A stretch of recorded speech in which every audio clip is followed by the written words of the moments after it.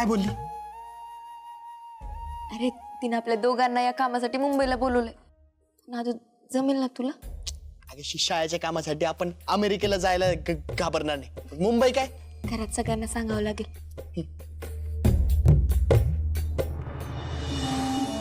Hello doctor. Hello कसे आहात doctor? Shrikala, तुझं ना एकदा नीट चेकअप करायला पाहिजे आणि नाडी परीक्षा करून तुला नेमकं काय झालंय हे शोधायला पाहिजे. बरं, नाडी परीक्षेवरून आठवलं की तुमचा गावातल्या लोकांशी कनेक्ट खूप चांगला वाढलाय. हा, तू वॉच ठेवतेस का माझ्यावर? हो, दिसतंय ना ते. अगदी पर्सनल लेवलवर कनेक्ट वाढतोय. नाही, मला आवडते बरं का तू माझ्यावर लक्ष ठेवतेस ते. तुझ्यावर नाही लक्ष ठेवत आहे, तुझ्या जिंकण्यावर लक्ष आहे माझं. आय मीन, तुला इलेक्शन मध्ये जिंकवणं ही माझी जबाबदारी आहे. मग आता जबाबदारी घेतलीच आहेस तर एक सजेशन देतो. तू ना गावातल्या पुरुषांपेक्षा स्त्रियांशी तुझा कनेक्ट जास्ती वाढव. बाय सो नाही, म्हणजे मी परत पुरुषाशी बोललेलं आवडत नाही का तुला doctor? Are you feeling jealous? Good joke. I am not joking, मी सिरियसली बोलतेय. हा, तर मी काय म्हणत होतो की मी पुरुषांशी न बोलता महिलांशी बोललं पाहिजे असं. हा, कारण म्हणजे तू जर गावातल्या पुरुषांपेक्षा महिलांना इन्फ्लुएन्स करू शकलीस ना तर आपल्याला होणाऱ्या वोटिंग मध्ये फार म्हणजे फारच फरक पडेल. अगं मला सुद्धा लेडी लकची गरज आहेच ना. तुझ्याकडे ते ऑलरेडी आहे doctor. See. But anyways, good suggestion doctor. तू आहे ना आता खऱ्या सीझन पॉलिटिशियन सारखा विचार करायला लागलास. आजच मी महिलांशी कनेक्ट होते आणि त्यांच्याशी बोलते नक्की. ओके, ठीक आहे. बरं चल, मी येतो, मला उशीर होतोय. तुला लिफ्ट देऊ? नाही नको. मी ऍक्च्युली आज व्यंकट महाराज आणि शकुंतला काकूंना भेटायला आले. गडबडीत भेटणंच नव्हतं झालं ना काल, म्हणून. चल, बाय बाय. बाय.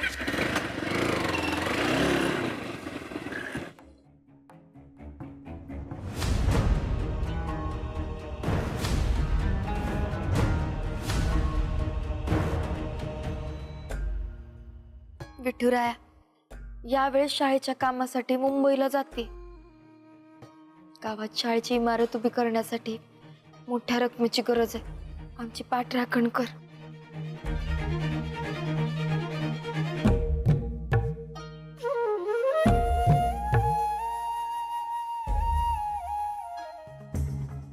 अच्छा, इंदी मुंबईला जातीये काय? पण मोठ्या बाईंना माहितीये का? रिपोर्टिंग करायला लागतीये. मोठ्या बाई डू समथिंग. त्या इंदीच्या पायात पाय घालून पाडा तिला.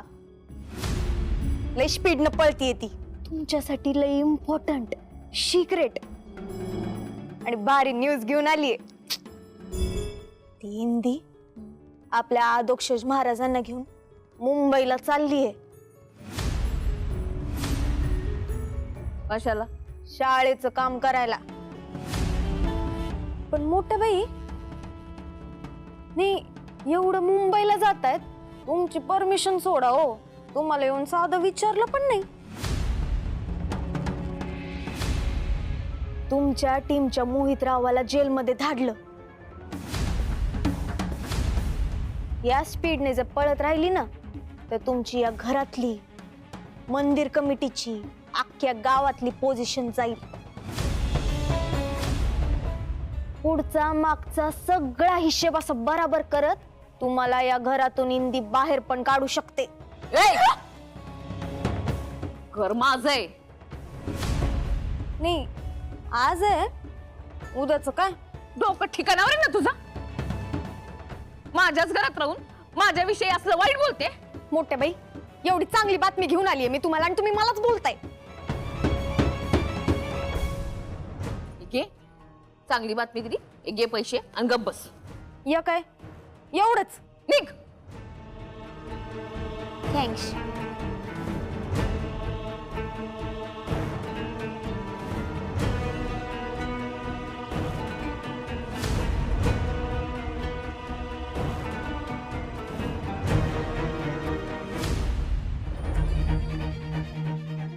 विठुराया, उद्या शाळेच्या कामासाठी मुंबईला जातोय. आपल्या शाळेच्या इमारतीसाठी फंडची गरज आहे. या 4 महिन्यामध्ये जर शाळा नाही ना उभारली तर हातची जमीन जाईल रे आपली. आता मुंबईला जातोय ना, आमचं काम लवकर होते बर का. विठुराया, पाठी राखा.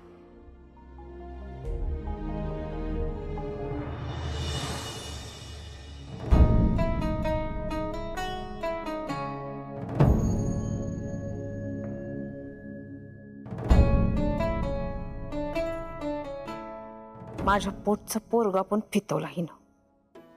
आता मला न सांगता याला मुंबईला नेणार काय?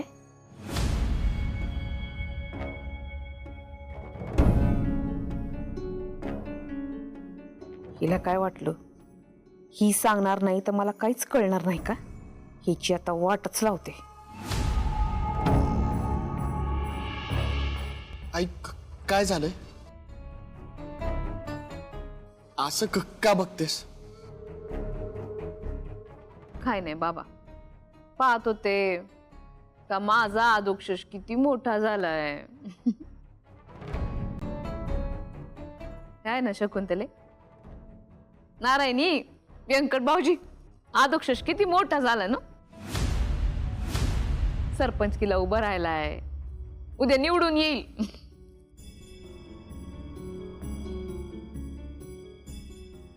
आई मला तुझ्याशी आईशी बोलायला वेळ आहे, माझ्याशी बोलायचे. बोल, तुला काही बोलायचंय, सांगायचंय?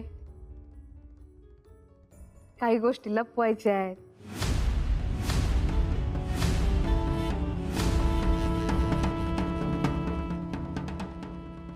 कोणी शिकवलं रे तुला खोटं बोलायला? आई तू आता उगीच उगीच काय? उगीच बोलतेय का मी? तुझी बायको मुंबईला चाललीये हे तुम्हाला कधी सांगणार होतास? ती तिथं पोहोचल्यावर फोन करून. काय? इंदू मुंबईला जाते? हो काका, ते शाळेसाठी देणगी आणि ट्रस्ट पण करावा लागणार होता ना. बिल्डिंग फंड्स ते सगळं आहेच त्याच्यात. पण मला हे इंदूचं असं मुंबईला जाणं पटलेलं नाहीये. या एरवी जे तुला पाठीशी घालतात त्यांना तू मुंबईला जाणं नकोय. नाही, आम्हाला न सांगता तू अशी मुंबईला जाऊच कशी शकते? वहिनी, तुमचा काहीतरी गैरसमज होतोय. इंदूनी मुंबईला जाण्याविषयी मला काहीच हरकत नाही, पण मला तिनं एकटीनं मुंबईला जाण्याविषयी मात्र हरकत आहे. हे बघा, इंदू सक्षम आहे, पण मुंबई हे अतिशय मोठं शहर आहे. अशा वेळेला एकाला 2 माणसं असली की बरं पडेल. त्यामुळे मला असं वाटतं इंदूनं एकटीनं मुंबईला जाऊ नये, तिच्या सोबत कुणीतरी जायला हवं. अहो मम्मी, आहे की मी जातोय तिच्या सोबत. ते सगळं ठीक आहे, पण मुंबईला जाऊन तू कुणाला भेटणार आहेस ते नाही सांगितलंस. महाराज, ती वल्लरी नाही का वकील, आपल्या गौरी पूजनाच्या वेळेस आली होती बघा, ती शाळेसाठी मदत करणार आहे मला. अरे वा. शाळेच्या ट्रस्ट साठी तर मदत करणारच आहे आणि फंड्स पण मिळवून देणार आहे. ती वल्लरी फार चांगली पोरगी आहे आणि मुख्य म्हणजे मोठ्या मनाची आहे. अधोक्षज, हिनं मोहिनी टाकून तुला माझ्यापासून तोडलाय. बरं मला सांग, या शाळेसाठी तू जमा केलेल्या वर्गणीचं तू आता काय करणार आहेस? व्यंकू काका ते सोबत ठेवू आणि जसं ट्रस्ट रजिस्टर होईल ना तर बँक अकाउंट काढून त्यात भरून टाकू. किती रक्कम घेऊन चाललात? 5.5 लाख. 5.5 लाख? अक्कल आहे का तुम्हाला? एवढी रोकड रक्कम घेऊन जातं का कोणी? आई, आता आम्ही लहान नाही होता. अधोक्षज, वहिनी बरोबर बोलतायत, एवढी मोठी रक्कम जवळ ठेवणं जोखमीचं काम आहे अरे. काका आता दुकानाचं सामान घेण्यासाठी बऱ्याच वेळा मी कॅश नेतोच ना. सवय आहे मला, मी सांभाळून घेईल कॅश. म्हणजे मोठ्यांचे सल्ले नकोच आहेत तुला. आई आता तू गैरसमज नको करून आणि उगाच सुनावू नकोस मला. मोठे बाई, अधोक्षज, तू हे जे शांतपणा करून मला जे शिकवतोयस ना, त्यात तुझा काही दोष नाही बाबा. कारण काय, लहानपणापासनं हेच बघत आलायस आणि ऐकत आलास. मी फक्त मोठ्या बाई नावाची, बाकी काही नाही. रामकृष्ण हरी. मोठ्या बाई, अहो अशा ताटावरून भरल्या ताटावर अपमान केला ते नाही दिसलं का तुला?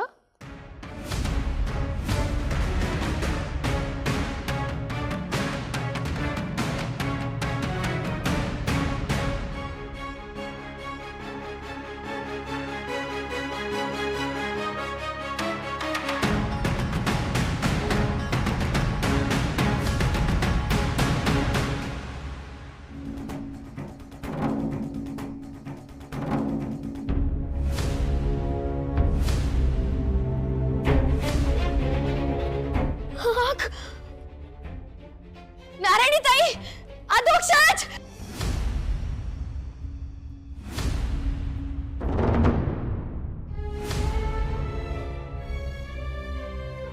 विठुराया, मी मुंबईला जातोय. ही संकटाची चाहूल तर नाही ना विठुराया?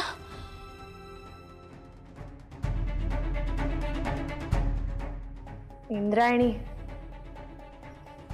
तू मुंबईला जातेस खरी, पण पुन्हा घरी येऊ शकणार नाहीस.